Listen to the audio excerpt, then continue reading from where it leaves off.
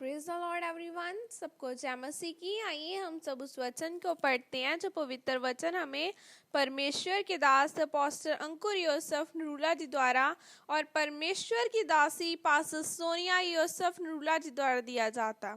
आइए हम सब उस वचन को पढ़ें। प्रार्थना का महत्व। जैसे कि वचन मत्ती 8 की 20 आयत में लिखा है, लोमड़ियों के भट्ट और आकाश के पंछियों के बसेरे होते हैं, परंतु मनुष्य के पुत्र के लिए सिर धरने की भी जगह नहीं है। आमीन। मेरे प्रियो, बाइबल में लिखा है कि प्रभु यीशु मसीह मार्ग का थका हुआ एक कुएं के पास बैठ गया। अगर वह परमेश्वर का पुत्र था तो उसे थकावट कैसे हो गई? मेरे प्रियो, वह परमेश्वर था, लेकिन इस धरती पर रहते हुए वह आप और मेरी तरह ही शारीरिक इंसान बनकर रहा। बाइबल में लिखा है कि परमेश्वर कभी सोता नहीं है, कभी उसको थकान नहीं होती और न ही वह कभी 5 मिनट के लिए झपकी लेता है। पर बाइबल में लिखा है कि प्रभु यीशु मसीह नाव पर सो रहे थे, तो क्या परमेश्वर सो सकता है? लेकिन बाइबल बताती है कि प्रभु यीशु मसीह सचमुच सो रहे थे, क्योंकि वह शरीर में थे और हमारी तरह इंसान थे, जैसे कि मैं और आप हैं। बाइबल कहती है कि जब प्रभु यीशु मसीह के कोड़े पड़ रहे थे, तब उसके सर पर कांटों का ताज रखा जा रहा था, तो उसको दर्द हो रहा था, क्योंकि वह सचमुच एक मनुष्य का पुत्र था। उसी तरह जब वह सारी रात प्रार्थना में थे, तो वह यह सोचकर सारी रात प्रार्थना नहीं कर रहे थे कि मैंने सुबह चेलों को चुनना है, कि मैं परमेश्वर से पूछूं कि परमेश्वर मैं किस चेले को चुनूं और किसको न चुनूं। बल्कि प्रभु यीशु मसीह सारी रात परमेश्वर से संबंध में थे, उसकी प्रशंसा स्तुति करते हुए उससे प्रार्थना कर रहे थे। और जब वह प्रार्थना करके आए तो परमेश्वर की आत्मा ने उनसे बोला कि इन चेलों को चुन।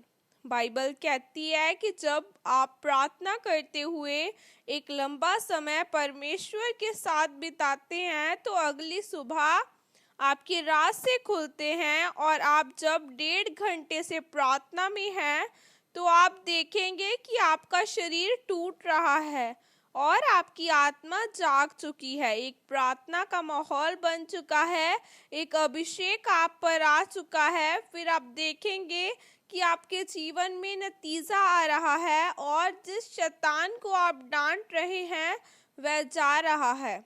मेरे प्रियो, प्रभु यीशु मसीह को शरीर और आत्मा में रहते हुए प्रार्थना करनी पड़ी, इसलिए आपको भी रोज प्रार्थना करनी पड़ेगी। जब आप ऐसा करेंगे तो आप देखेंगे कि परमेश्वर का हाथ आपके जीवन में है और परमेश्वर आपकी अगुवाई कर रहा है। आमीन। यह प्रार्थना आपके द्वारा की जाए। सर्वशक्तिमान परमेश्वर, इस वचन के लिए पिता मैं आपका धन्यवाद करती हूँ। परमेश्वर, अपना अनुग्रह मुझ पर कर और अपनी प्रार्थना वाला आत्मा मुझे दे, ताकि मैं प्रार्थना में आपके साथ और ज्यादा समय बिता सकूं। प्रभु यीशु मसीह के सामर्थ्य नाम में मांगती हूँ। आमीन। आइए मैं आप सबके लिए प्रार्थना करती हूँ। सर्वशक्तिमान परमेश्वर, इस दिन के लिए खुदावंदा मैं आपका धन्यवाद करती हूँ। पिता परमेश्वर, आपका वचन कहता है यीशु मसीह के कोड़े खाने से तुम चंगे हो चुके हो। ऐ खुदावंदा, तेरे लहू बहाने से हमने शिफा को लिया है, तेरे कोड़े खाने से हम चंगे हो चुके हैं। बाइबल में लिखा है कि हमने नहीं परमेश्वर को चुना, बल्कि परमेश्वर ने हमें चुना ताकि हम फल लेके आ सके। ऐ खुदावंदा, हर एक जन को तेरे सामर्थ्य और पवित्र लहू में कवर करती हूँ। हर एक जन आपके नाम की महिमा को ले, आपका पवित्र आत्मा, आपकी सामर्थ्य आज इनको छू कर आजाद करे और शैतान की सारी योजनाएं इनकी लाइफ, इनकी जिंदगियों को छोड़ के जाए। परमेश्वर का रूह पाक आज इन्हें परमेश्वर गाइड करे। खुदावंदा, एक्सीलेंट रिजल्ट्स इनकी जिंदगियों के हिस्से हो। हर एक जो स्टूडेंट आज मेरे साथ जुड़ा, यीशु मसीह के नाम के द्वारा एक्सीलेंसी इनकी जिंदगी का हिस्सा। हर एक फेलियर की स्पिरिट, हर वो आत्मा, हर एक शैतानी आत्मा जो ने फेलियर की तरफ लेके जाती है, यीशु मसीह के नाम के द्वारा जाती रहे।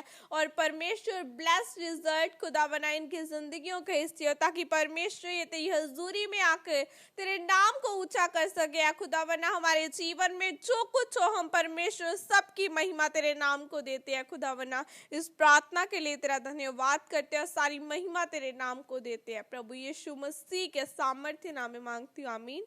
सबको जय मसीह की। God bless you all.